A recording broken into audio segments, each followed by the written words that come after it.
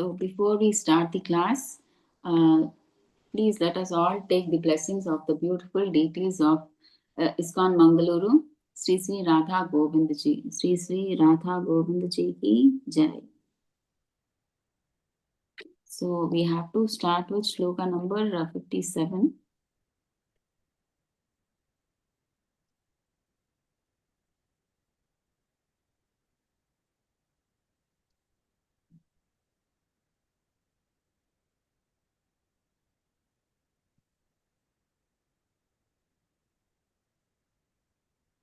Yeah, here.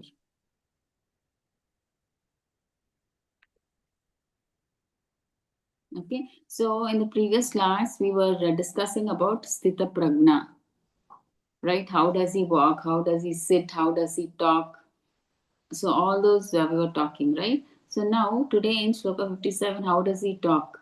So his response to dualities. You know, this material world is full of dualities. Okay, but in the spiritual world, there is no duality there. Everything is like single. You just have happiness there. You don't have sadness there. Okay, you don't hate anybody, hate or praise. So you don't hate anybody. It's always you're praising Krishna. So there's only everything is one over there.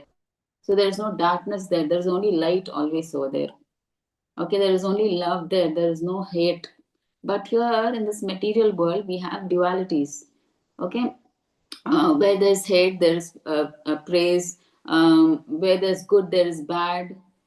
Where there's light, there's darkness. So we have all these dualities in the material world. So let's see how a Sthita Prajna he responds to dualities. Okay.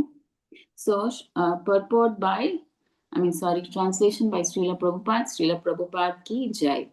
So in 57, in the material world, one who is unaffected by whatever good or evil he may obtain, neither praising it nor despising it. Despising means hating it. Praise nor hate is firmly fixed in perfect knowledge. So here, a Sthita Prajna, wherever he goes in this material world, he is unaffected by good or evil or praise or hate.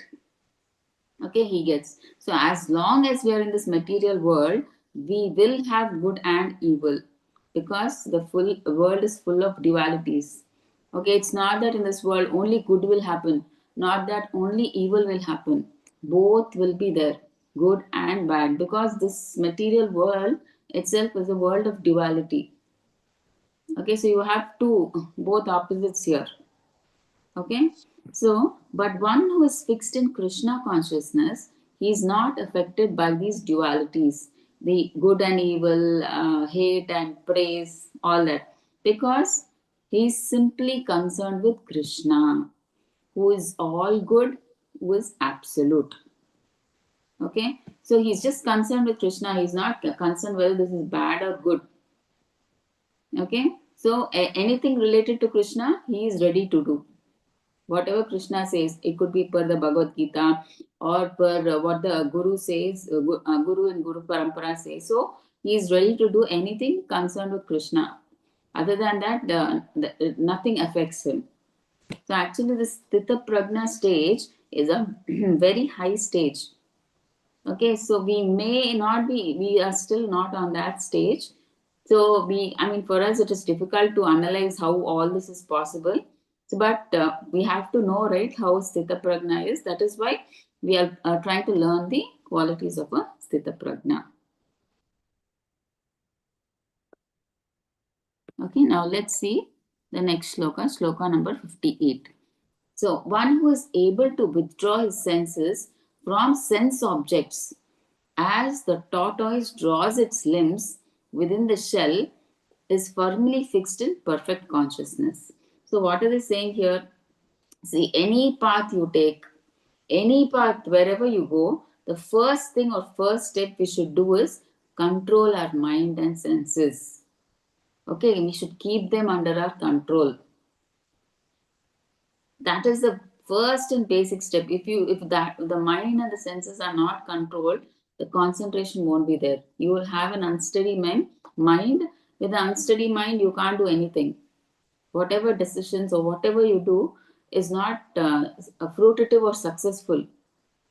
Okay, so for anything, even in the material world also, or spiritual practices also, the first thing you have to have is that steadiness of mind. The mind should not be disturbed.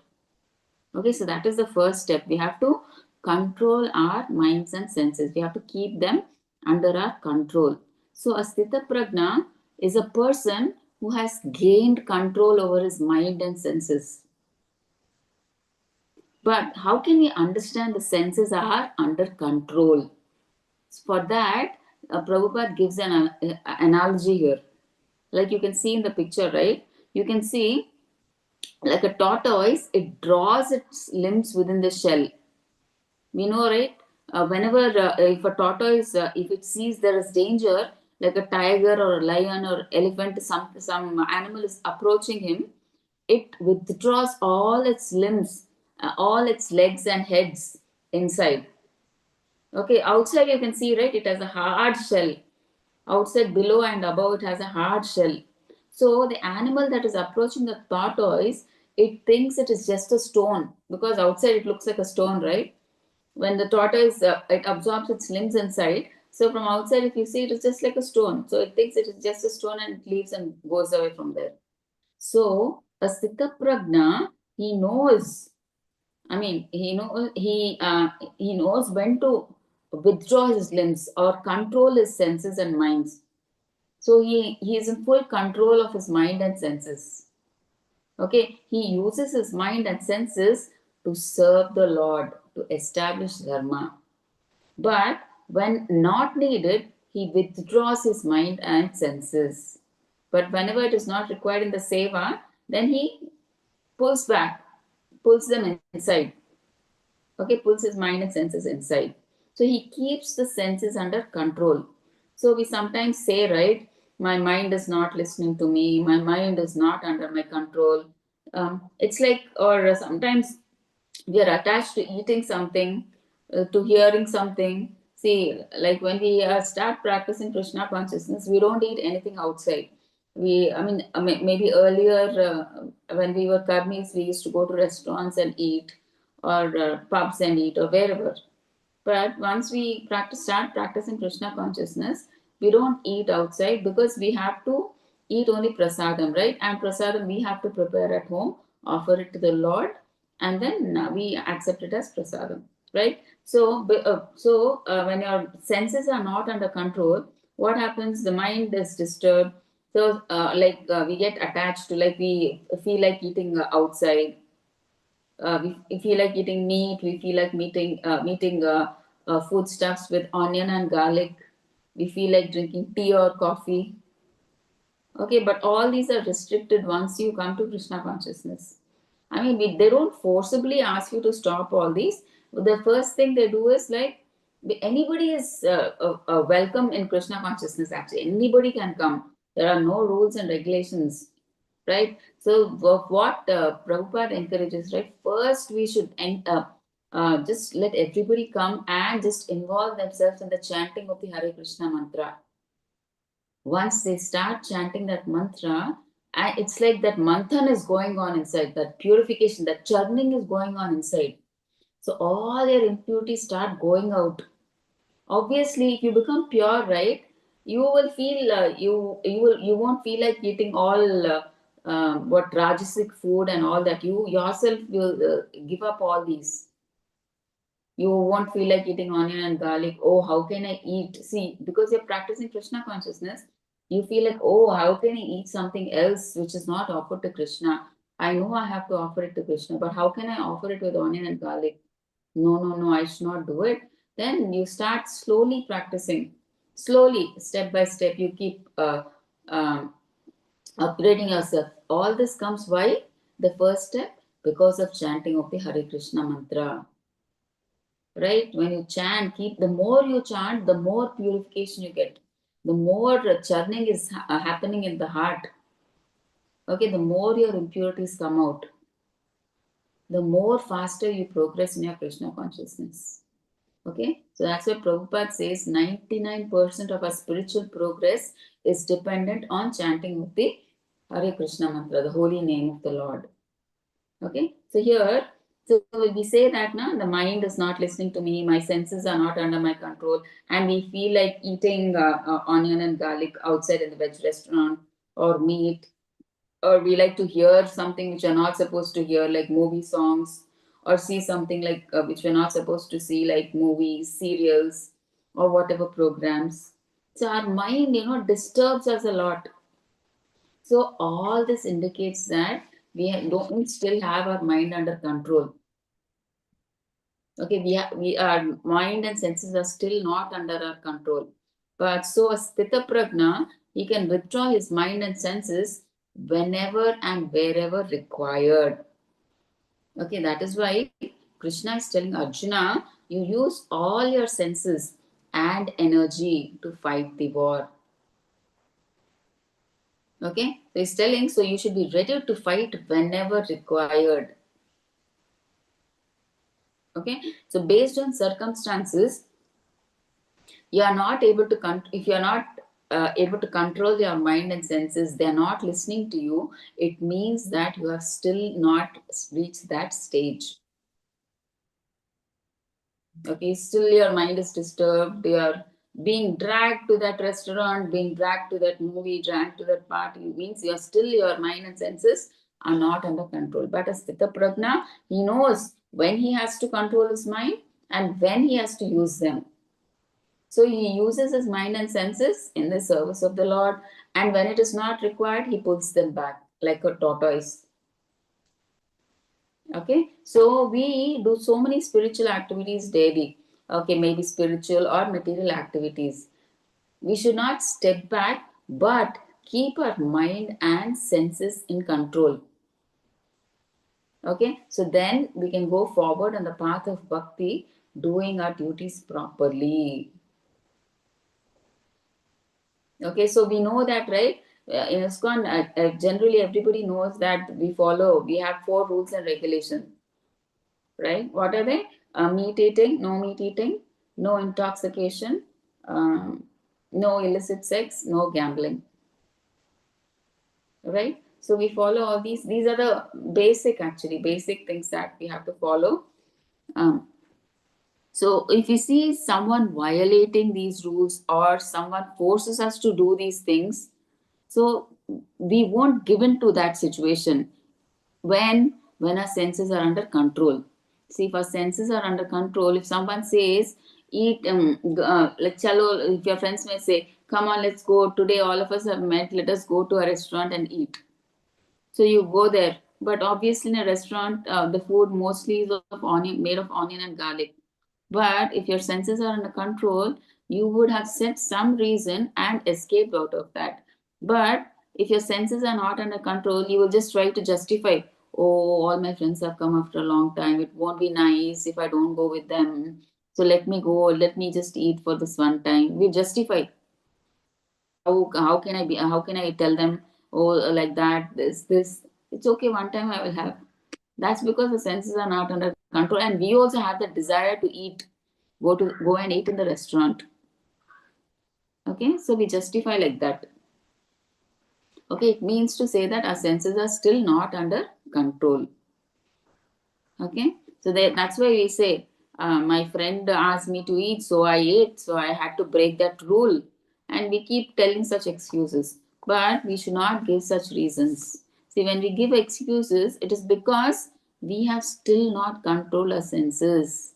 So it is important for us to control our senses. So that is the first step. But how is it possible to control? That we will see in the next shloka. How can we control our senses? See, next shloka talks about control of the senses. How can we control the senses? Like, let's see in shloka 59. So, translation by Srila Prabhupada. Srila Prabhupada ki jai. Though the embodied soul may be restricted from sense enjoyment, the taste for sense object remains. But ceasing such engagements by experiencing a higher taste, he is fixed in consciousness. So we are told, right, we have to follow these 4 rules and regulations. So as Sthita Prajna, he may restrain from sense enjoyment.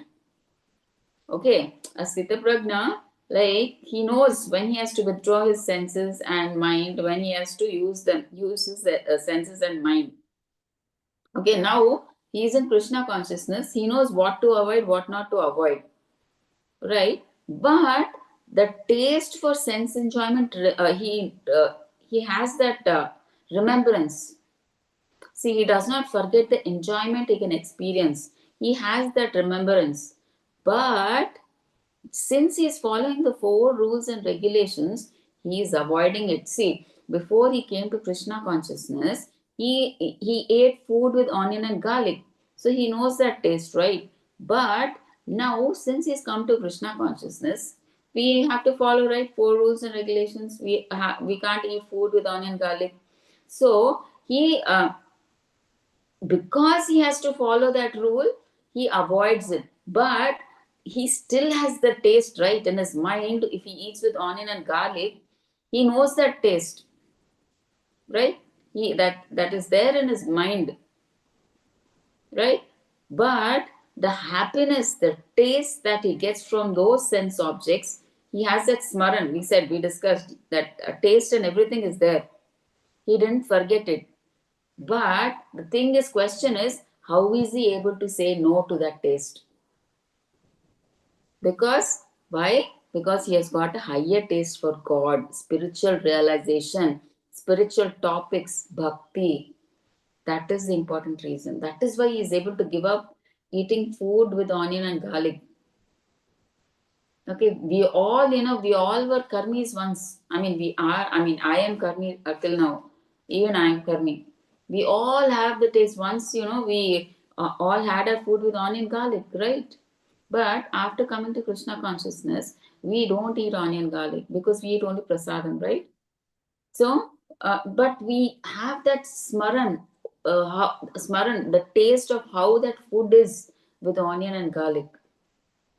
But how are we able to give that up? How are we able to eat food without onion garlic? In fact, it is much tastier now because it's prasadam now. Because the Lord's Uchishta is there in that. Right? It's in fact more tasty now. How? How are we able to give that taste? Because we got a higher taste. Now, because we are more immersed in bhakti. See, only when you get a higher taste can you leave something of a lower taste, right? It's like this, for example. See, you're going to an office in a scooter. I'm sorry, cycle. Okay, yeah. To your office on a scooter, and someone comes in the office. They say that okay, from now onwards, see, you leave your scooter, and we'll give you a car. So you come to the office in the car. So will he leave or not? Obviously, he will leave that scooter, right? Because he's getting a higher taste. That car he's getting. So he will obviously choose that. He will give the lower one. He will give that scooter off. So like that, when you come to bhakti, when you get a higher taste in bhakti, all these material sense gratification, sense enjoyments, they will feel like nothing. See, it's like a small child, when we were children, we have attachment to toys. But now, if somebody gives a toy to us in this old age, are we attached to that toy? We laugh away now. Oh, I'm not a child, I don't play with toys now. Right? So it's like that. We have developed a higher taste. Now we are no more interested in the lower taste of playing with the toys. Now we play with the real time toys. Like maybe when we were a boy, or like for example, boys, they used to play with toy cars. Now they play with real time cars. Right now they've got their taste. They buy real cars. That time it was toy cars when they were small. So the taste, there is that higher taste, that lower taste goes away. So that's what they're saying. So that is the important reason. When you get a taste for bhakti, or the lower taste, the material sense enjoyment goes away. It's of no use. It's no worth because you've got that higher taste in bhakti. So everything you do, everything for Krishna. Okay, you are more interested in doing chanting. listening to spiritual topics, reading books about Srila Prabhupada, that Prabhupada wrote, and doing seva in the temple. So your mind and senses are engaged in all of that, rather than your senses being engaged in material sense gratification, because you've got that higher taste. So that is the important reason. So if we artificially try to control our senses, it is very difficult. But see, if you don't engage the senses and mind, and in your mind you say, no, no, no, today, no, I will not go from henceforth to restaurants. No, no, no. How many days can you suppress your mind and senses? Artificially, you can't do. No, I will not go. I will not go. I will not go. 1 week, 2 weeks, 3 weeks, 1 month you can, but one fine day it will burst out. In fact, you will eat more than ever. You will go to the restaurant. What is all this nonsense? Why should I restrict my senses? This is too much. This is nonsense. We think and then we just go. So, artificially, we should never try to suppress our senses. The senses and mind should always be given engagement. They should get a higher taste. Then only they will need the lower taste. But if you artificially in your mind, you compress your interests or your sense gratification, that is not possible. It will spring back like that. If you have a spring, what happens? If you compress one and just one fine day, just if you leave it, it pops up so high, right? So it comes out with more force. So that's what Srila Prabhupada says. You can control like that for a few days. But the actual thing is, if you develop a taste for bhakti using one of the 9 stages of bhakti, we all know that there are 9 stages of bhakti, right? Navavida bhakti. Shravanam, Kirtanam, Vishnu, Smaranam, Padasevanam, Archanam, Vandanam, Dasyam, Sakhyam, Atmanivedanam. So these are the 9 stages of bhakti. Shravanam, Kirtanam, Smaranam, Padasevanam, Archanam, Vandanam, Dasyam, Sakyam, Atmanivedanam. So these are the 9 things. So anyone, at least you don't have to do all the 9. At least one. The first one is what? Shravanam, hearing topics of the Lord. You do that. Kirtanam, chanting. Okay, Smaranam, always remembering, like how Prahlad Maharaj used to remember the Lord. Padasevanam, like Lakshmi Devi, you can serve the lotus feet of the Lord. So Archanam, you do a worship, puja to the Lord. Vandanam, you offer your Dandavat Pranam to the Lord. Dasyam, you serve the Lord like a servant. Sakyam, you serve the Lord as a friend. Atma Nivedanam, you yourself dedicate yourself to the Lord. Yourself and whatever you have with you, you totally dedicate everything to the service of the Lord. So, in any one of these, even not all 9, in any, if you engage yourself at least in one of the Navavida Bhaktis, your life is successful. If you can just do that perfectly throughout your life, if you can just chant throughout your life, or if you can just completely listen to the glories of the Lord, anything, any one thing also. But generally, what is preferred in the Kali Yuga is chanting of the Hare Krishna mantra, because that is the easiest and anybody can do it anywhere, anytime, anywhere. Anybody can do it also. Even a small child can do it. It is so easily accessible. That is why in Kali Yuga it is preferred. That's why Chaitanya Mahaprabhu, he also came with the instrument of chanting, Sankirtan. He wanted to spread the glories of the holy name. That's why you see many ISKCON devotees there on the street chanting the Sankirtan, right? They do Sankirtan of the holy name. So that is practical and that is the easiest method. Okay, so you don't have to take bath when you get up in the morning and then chant your rounds. There are no rules and restrictions, Prabhupada says.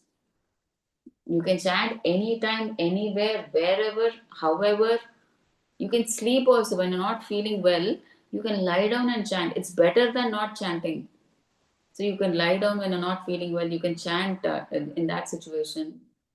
Anyhow, you can do. That's the only easiest. When you're walking, you can do that. In your mind, you can do that. But for others, you know, if you want to listen to a speech, you need a cell phone, or yeah, you need some device to hear. But for chanting, you can just do it with your mouth, right? In your mind, you can do wherever. You don't have to carry anything. It's so easy. That's why this is preferred, most preferred. In Kali Yuga, we prefer chanting of the holy name, and that's the best way. You can purify your heart also. You can remove all the impurities that are there in your heart much faster. Okay. So if we get a taste in any one of these Navavidha Bhakti, that's it. Your life is set now. Okay. Because of that higher taste, lower taste we can easily give up. Like how that person, you know, earlier he was driving the scooter. Now he's got a car. So obviously he'll shift because the car is, it is more, what do you say, prestigious, right? When people see you going in the car and coming in the car rather than scooter, it is like you feel very prestigious, right? So that's why he chooses the car like that. When we get that higher taste for bhakti, we all this material sense gratification is like tucha. It is like, it is waste. We don't even care about it. Okay. So this is the secret to sense control. So artificially, we should not suppress our mind and senses. We should always engage the senses. How can we engage our senses? By doing bhakti. So you can use your eyes to see the beautiful form of the Lord. You can use your nose to smell the flowers or tulsi offered to the feet of the Lord. You can use your tongue to preach Krishna Katha. Okay, you can also use your tongue to have Krishna Prasadam, and you can use your ears to hear the glories of Krishna, right? You can use your hands in the service of the devotees and the Lord, and you can use your legs going to pilgrimage tours. So, like that, you can engage all your minds and senses. Okay, and uh, practically, I mean, that is good. When you get a taste in doing bhakti, you will automatically lose interest in the, you'll get a lower taste and material sense gratification. But we should never try to suppress the senses. We should try to engage the senses in such a way that they get a higher taste than this material sense enjoyment. Okay. So this is the secret to sense control. But what if we don't have any taste for Navavidha Bhakti? So you may say, is it necessary that I have to do, I mean, like, do I have to do bhakti? I have a lot of knowledge. I know everything. I have no interest in bhakti. I don't want to do seva. But I know Bhagavad Gita. Uh, but what Krishna is saying, it is not enough if you just have knowledge. Okay? You should also have ruchi for bhakti. He tells in the next shloka, we'll see that ruchi for bhakti should be there. So if you don't have taste for any Navavidha bhakti, then what? That we'll see in the next shloka.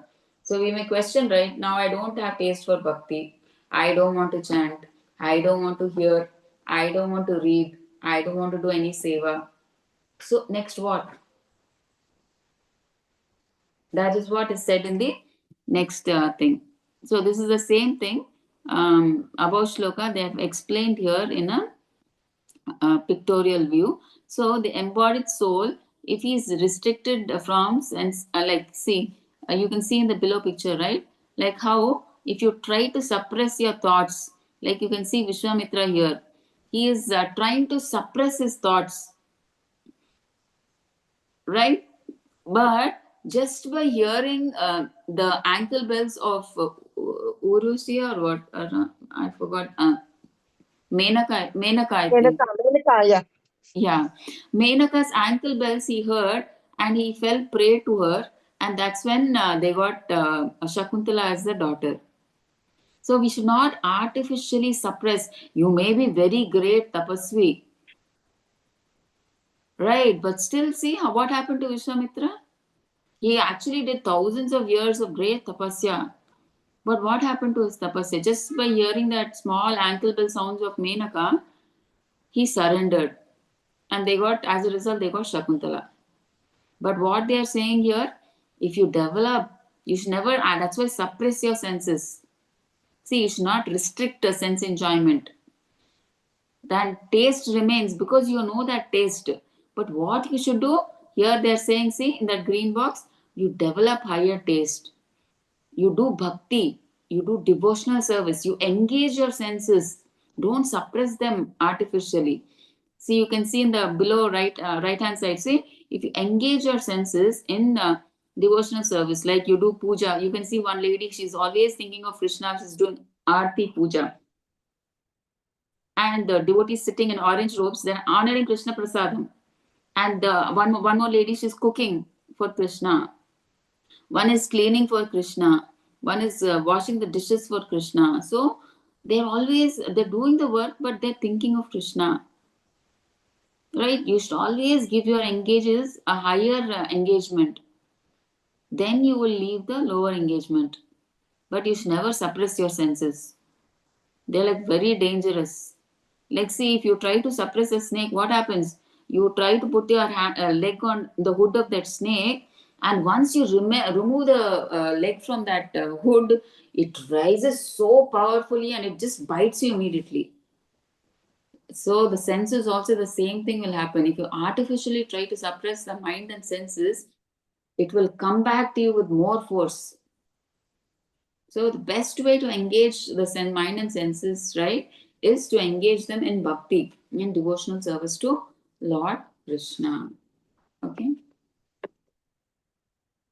So now next what? But we don't have a taste for bhakti. Now with the bhakti we don't feel like doing. So what will happen? So that we will see now in Shloka 60.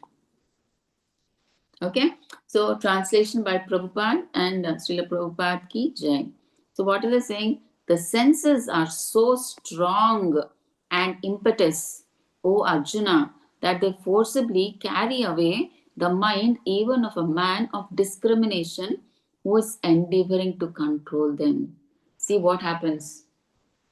See, if we are not able to develop a higher taste in bhakti using Navavida bhakti, okay, so and but at the same time, like we said in the earlier shloka, you may think that I know the Bhagavad Gita, I am very intelligent, I have this knowledge, I know that I am Atma, I'm not this body. So although you know the whole world's knowledge, spiritual knowledge, material knowledge, everything you know, but the senses are so strong. How much ever knowledge you have, the senses don't know all that. Even though you know you have to control your senses, you know you're the soul, you're not the body, everything you know, knowledge you have, but you have no taste for doing bhakti. What will happen? The senses are so strong that they forcefully, see, even though you know you should not do it, but you're forcefully forced to do that. Sometimes you know, okay, I should not go out and eat in the restaurant. But because your mind and senses, they have no engagement, right?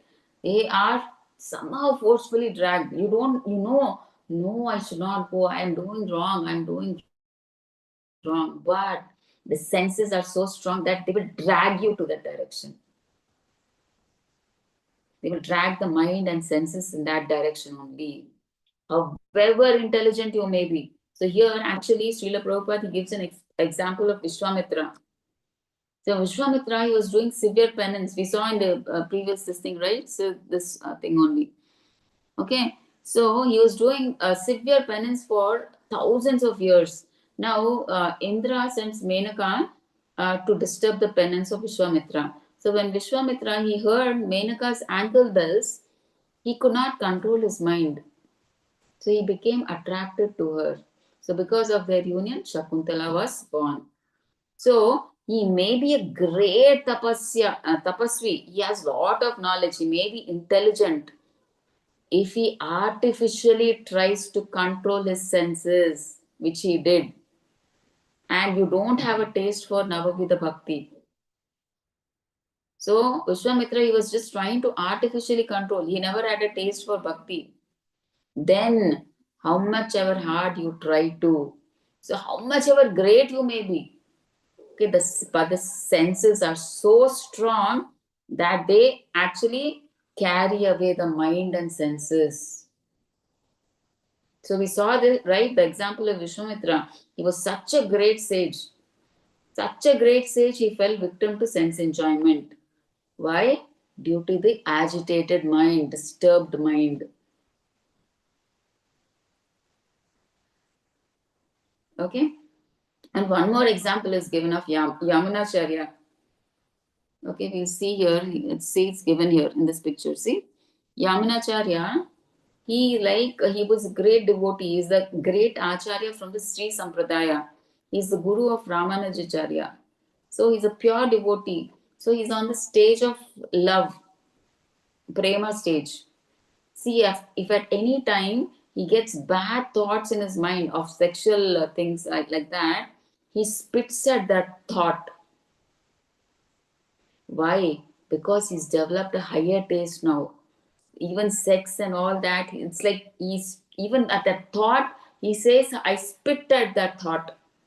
So it is distasteful for him. Because what is the most tasteful thing in this material world for any material person? That is the highest. Sex is the highest thing everybody likes, right? Topmost thing. But what is Yamunacharya saying here? I spit at the thought, even at the thought he's saying.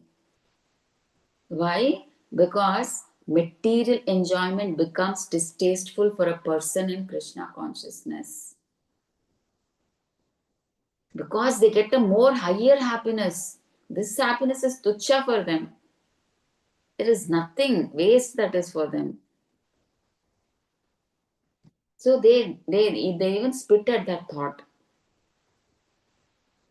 Okay, so that's what they're trying to say in this shloka. So you can see, right? Even says Durvasa Muni, he could not control his anger.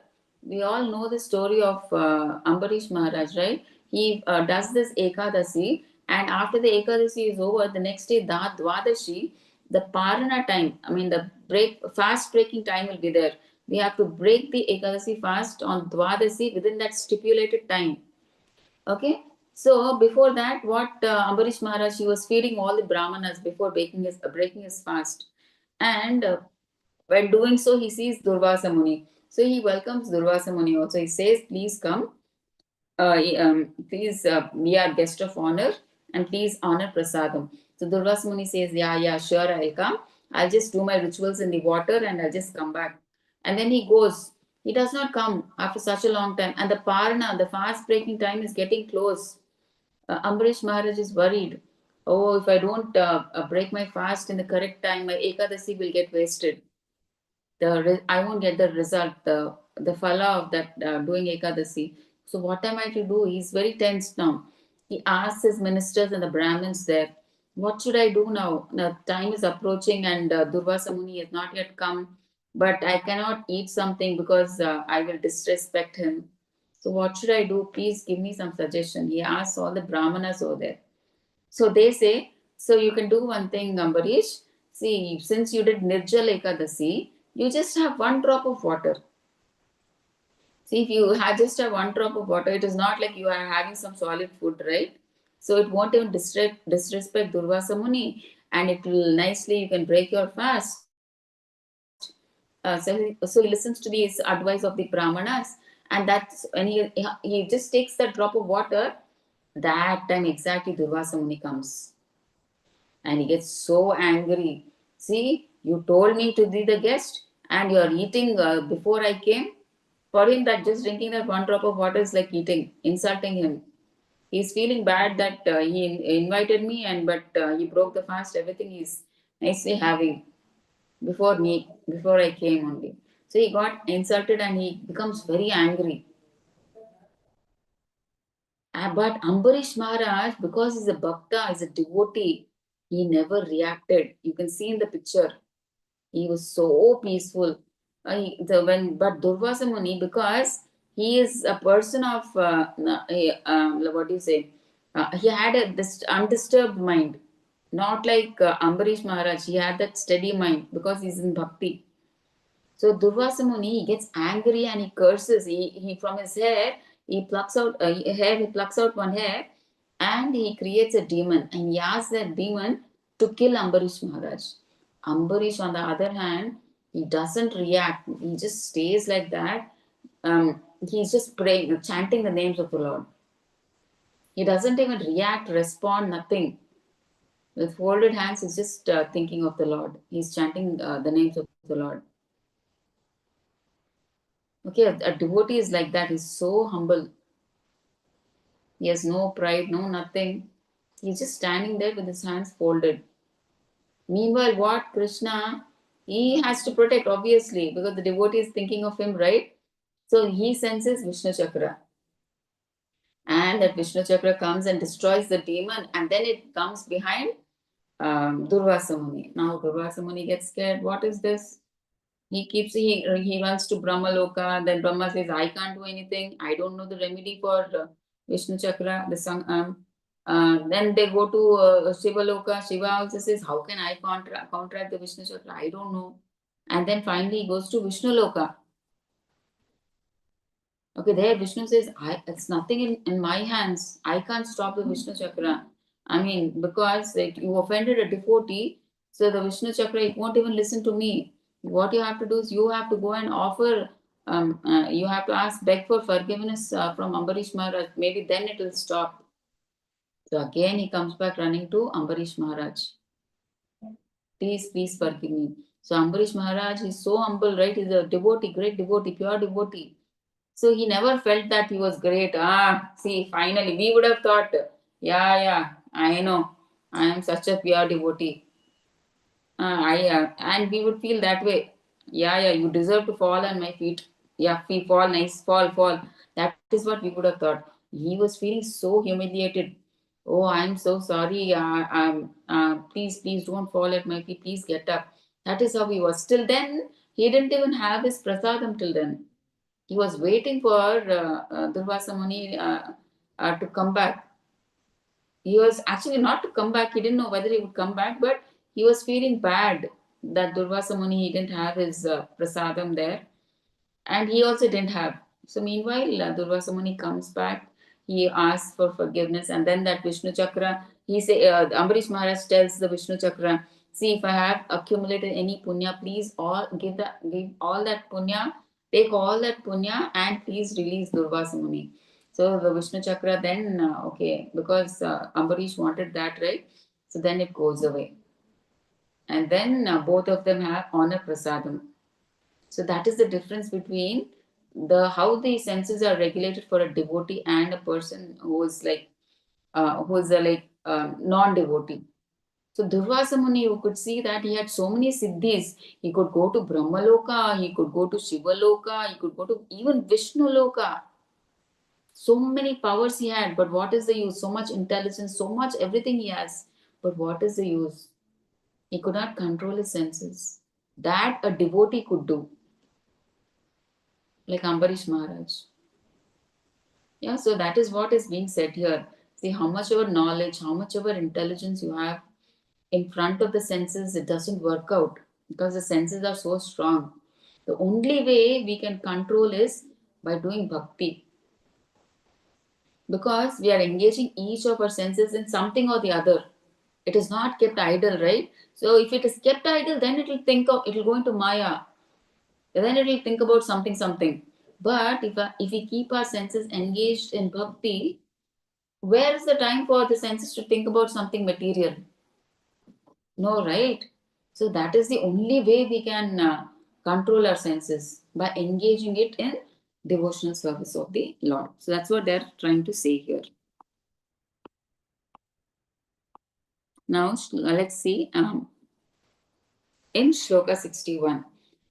One who restrains his senses, keeping them under full control, and fixes his consciousness on me, is known as a man of steady intelligence. Okay, so what Krishna is saying, one who fixes his mind and senses on me, it means that we become Krishna conscious. Only then they can control the senses. So we saw the example of Ambarish Maharaj, right? Similarly, so whatever we have, ourselves, including ourselves, everything we have, we should engage in the devotional service of the Lord. Then we can control our senses. Okay, we cannot sit idle without doing anything. See, is it possible? See, even if you're sitting idle, also, maybe physically you may be sitting idle, but is your mind idle? Mind is always working. Okay, so idle mind is what? A devil's workshop. So, what does it do? It gives us bad suggestions, bad thoughts, whatnot. We'll remember at that time only. When you sit idly, we'll remember that person slapped me, that person insulted me like this, that person didn't talk to me nicely. So, in that time only, we will remember all these bad thoughts the mind will throw. That's why we should never try to keep ourselves idle. Do something in bhakti, something or other. That's why do chanting, hearing, reading, reading Prabhupada's books, hearing Krishna Katha. So many speeches we have on ISKCON. If you see, there's so many beautiful speeches. So you can just continuously engage your senses. Okay, but when you sit idle, all the bad thoughts come. I waste your time unnecessarily. So your consciousness is lost. There won't be any gain. So, if we don't engage ourselves in the devotional service of the Lord, then what will happen? Krishna tells in the next shloka. Okay? How we fall down if we don't engage our senses in bhakti. See, the ultimate solution to control our senses and mind is that is the only solution. But what if we don't engage? What will happen to us? That in the next shloka they are telling. Right, see, in this shloka 62. 62 and 63 are continuous shlokas. So I'll just try to, and the shloka is also important. You can memorize both 62 and 63. So I will read both ones first. Dhyayato vishayan pumsaha sangasteshu pujayate sangat sanjayate kamaha kamat krodho bijayate. Okay, I'll read the next shloka also so that that continuation of translation is there. So 63. Krodhat bhavati sammoha sammohat smriti vibramaha smriti vamshat buddhinasho buddhinashat pranashyati. So what they are saying, see, while contemplating the objects of the senses, a person develops attachment for them. This is actually a chain. You must have read it in L1, and I will show it here also. While contemplating the objects of the senses, a person develops attachment for them, and from such attachment, lust develops, and from lust, anger arises. Next continuation. What happens when anger arises? Complete delusion. From anger, complete delusion arises. You're confused, delusion means. And from delusion, bewilderment of memory. When memory is bewildered, intelligence is lost. Your thinking discrimination power is lost, intelligence is lost. And when intelligence is lost, one falls down into the material pool. Okay, this is a big cycle. This is the cycle you saw in L1, right? See, the objects of the senses you contemplate, so you develop attachment. From attachment, what happens? You develop lust, and lust when it is not satisfied, you get anger, and in the anger, what happens? Bewilderment of memory. So when there is a bewilderment of memory, what happens? Loss of intelligence. Then you fall down. So that is what is the cycle they are talking about. So. So here, they're talking about how the mind works. See, if the mind is not engaged in Krishna conscious activities, then it will meditate on on material objects, on some material objects, right? If you don't engage your mind in spiritual things, obviously the other option only it has is in material things, right? So it will try to meditate on something material. So that object, particular object, you may have seen it on the TV or mobile or on the road. So maybe suppose, for instance, every day you walk on the same route, you see that same object every day. For example, if it's a cell phone, I mean, anything, it could be food on the street, or you like that sweet, or cell phone or something. But daily you come from school or college or office, you see that same thing every day. So now you get attached to that object daily because you're seeing it, right? So actually, there are 8 stages, okay, from contemplation to fall down. So first, what you do, you meditate on that object. So daily, because you're seeing that object, right? You always think about that object. Even after coming home, also you think, and then meditating. Now you develop an attachment for that object. Okay. Next, I mean, we actually physically we are not attached because we still don't have that object, but mentally in the mind. So we are thinking like that. We develop lust. After coming home, we lie down on the bed. When eating, also we are just thinking about that. I want that cell phone. I want that cell phone. How? I want that iPhone. How? Okay. So we develop lust. Okay. From lust, what happens? Anger arises. See, if you don't get that object, if you go and ask your mom, Ma, I want that iPhone. Mother says, no, you're so small. Why do you want a cell phone now? iPhone, that too. She says, no. What happens? From lust, anger. You get angry. See, if you don't get that object, you get angry.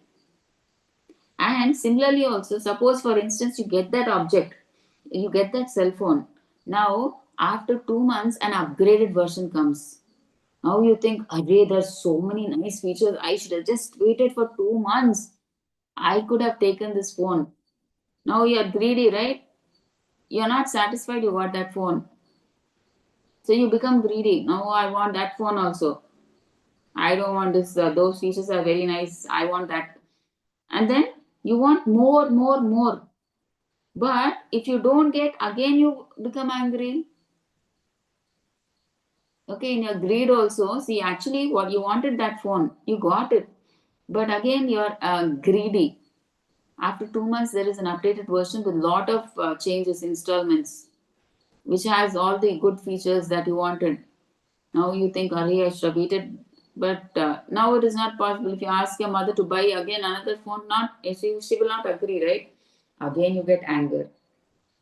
Either ways, you get angry. You get the phone, you get angry. I mean, or you don't get, you are angry, right? So from anger, delusion arises. It means confusion now. From anger, but see, when you're angry, you don't know what you're talking, right? You whatever comes to your mind, you just keep talking. So you lose your consciousness. You can't think properly.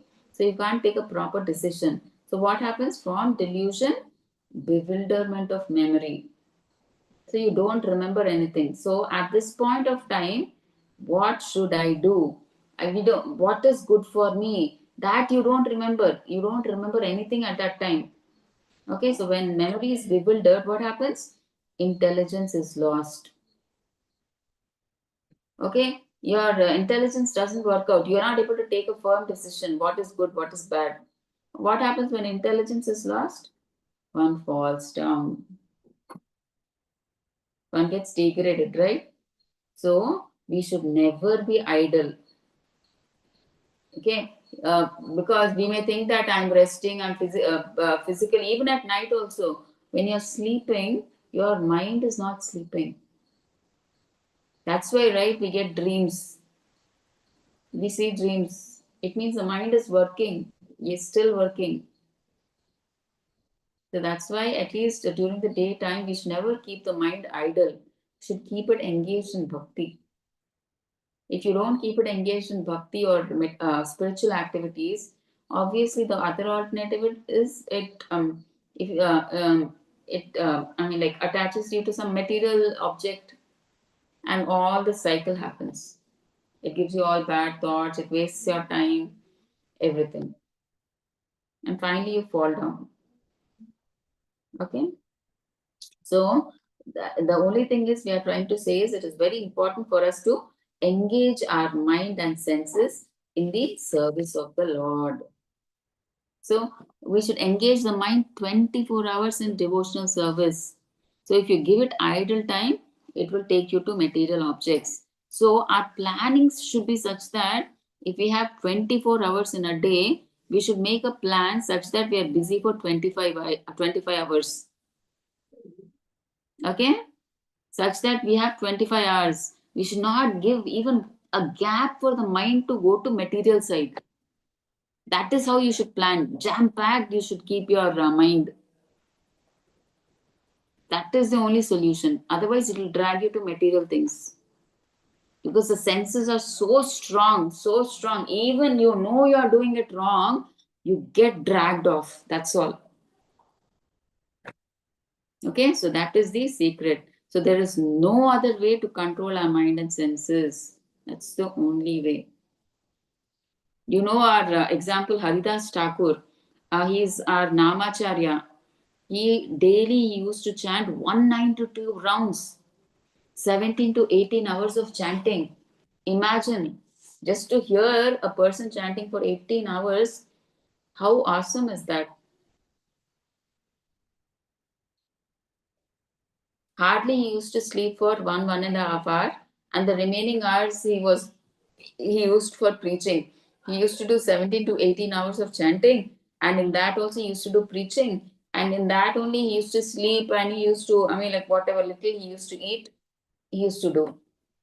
So great our acharyas were, Rupa Goswami, Sanatan Goswami, even including our own Prabhupada. They used to just sleep for 1 or 2 hours, and they have labored so much for us.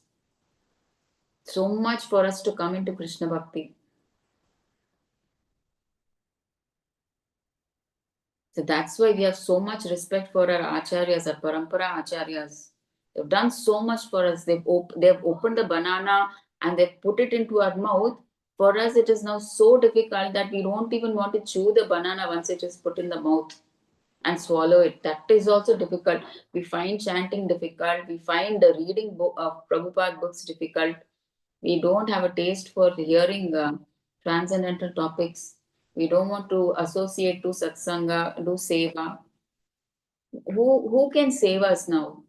After so much is being given to us, if we still don't take to bhakti, after all their intense efforts, so much of stress and struggle they've undergone, giving up their everything for us, just for us to bring, for us to come to Krishna consciousness. How serious we have to be. Okay, so like that we can develop a taste in any of the Navavida Bhakti. So just initially you may not have a taste in Bhakti, but just try to explore these 9 stages. There'll be surely one stage that you'll surely be attracted to, and then you can engage your mind and senses in that. So that is the only way we can control our mind and senses. Okay, so now let's go to the next shloka. Okay. So this is shloka number 64. So, but a person free from all attachment and aversion and able to control his senses through regulative principles of freedom can obtain the mercy of the Lord. Okay, so here we will see how Sthitaprajna engages his senses in the service of Lord. Okay, see, walks sense enjoyment. Okay, so how he does that? So Srila Prabhupada says that when we do sadhana bhakti, what are they saying here? Control his senses through regulative principles of freedom. So what does that mean? By doing sadhana bhakti. So we are all sadhakas now, right? We do sadhana by following the rules and regulations. So some of the rules and regulations are we follow all those 4 rules and regulations. We chant a minimum of 16 rounds. We read hear Bhagavatam and Bhagavad Gita classes. We read Prabhupada books. Why do we do all this? To get the mercy of the Lord. So by doing this sadhana bhakti, We become free from all attachment, aversion, hatred. Okay, so when we do the sadhana bhakti, automatically attachment to material object also reduces. So automatically our senses are controlled, because our senses are being engaged in all these activities, spiritual activities, right? So automatically we get purified. We are no longer, like our senses are not involved in material things. So our senses can be controlled. Okay, so now let's see shloka number 65. Translation by Srila Prabhupada. Srila Prabhupada ki jai. For one thus satisfied in Krishna consciousness, the threefold miseries of material existence exist no longer. In such satisfied consciousness, one's intelligence is soon well established. Okay, so those who receive the mercy of the Lord, those who are engaged in devotional service to the Lord, they are always satisfied. Their consciousness is steady. The threefold miseries don't exist. What are the threefold miseries? Adhyatmika, Adi Bhautika, Adi Daivika. Right? These are the three main sufferings common for any person. So, what is Adhyatmika? It is the miseries caused by one's own body and mind. Okay, so many of us, this mind plays a crucial role. The mind, it magnifies a small thing. Actually, nothing happens, but this mind, it portrays that small thing as a big thing, and it just, what you say, it disturbs us. Like for instance, like your child didn't come from school, you're still waiting for her to come, and she's supposed to come by 3 or 3:30. She doesn't come till 4, you see. Then you're worried. Your mind starts thinking, oh, didn't something happen to her? Or what happened to her? No, oh, I hope there is no accident. So it magnifies, keeps on magnifying. But after some time, the child comes home and she says, Ma, we had an extra class, that's why it became late. Simple thing. Okay, but the mind magnifies and creates a problem. It disturbs our mind. I mean, everything. So all these problems are there for everybody. Okay, and Adi Bhautika. So misery is caused by other living entities. It could be a mosquito. It could be your parents. It could be your husband. It could be your wife. It could be your boss, relatives. So we have all miseries caused by any one of them, right? We can't stop them. And Adi Daivika are the mysteries caused by natural forces and deities. So, what are these natural earthquakes, tornadoes, famine, too much heat, too much rain? So, all these are not in our hand, right? So, we have all these problems, natural problems, which we cannot stop. So, we have to suffer these problems. So, these three, Adhyatmika, Adi Bhautika, Adi Daivika. So we have to suffer these problems. Otherwise. Now, shloka number 66. Translation by Srila Prabhupada. Srila Prabhupada ki jai. So one who is not connected with the Supreme in Krishna consciousness can have neither transcendental intelligence nor a steady mind, without which there is no possibility of peace. And how can there be happiness without peace? See, you can see that lady in the picture. How much she's like she's having a disturbed mind, right? She's not at all peaceful. She's not looking peaceful. So that's why they put that picture. So what they're trying to say is, see, if you have not um, connected yourself in bhakti, they're saying then your mind will not be steady. See, if your mind is not steady, then there is no possibility of peace. And where is the question of happiness without peace? Correct. See, generally, why do we people go to the temple? Many of them say because they get peace of mind there. That's why they go to the temple. See, but devotees, they are thinking on the level of happiness, but forget about happiness. For normal people, they have so many tensions, so many problems. They don't even think about happiness. Okay, first thing that comes to their mind is they want peace of mind. Forget about happiness. They want first that shanti. That's why they come to the temple. They want that peace of mind. So that is why they come to the temple. So Krishna is telling Arjuna, see, if your mind itself is not steady, then how can you get peace? This means your mind is disturbed. How can you get peace? And if there is no peace, where is the question of happiness? Okay, that's what he's saying. So next 67. Prabhupada says in the translation, as a boat on the water is swept away by a strong wind, even one of the senses on which the mind focuses can carry away a man's intelligence. Okay, so Krishna is telling Arjuna, even if one sense organ is meditating on a sense object, one sense organ, not 5 sense organs. One sense organ is meditating on an object. That is enough for us to fall down. So that is why we have to be very careful. See, just like you can see in the picture, a strong wind sweeps away a boat on the water. Like that, even if one of the senses is engaged in sense gratification, it can deviate the devotee from the path of bhakti. So that's why we say sense gratification and Krishna consciousness cannot go together. If you are trying to enjoy your senses, you get carried away like the wind, the boat with the wind. Your senses get carried away.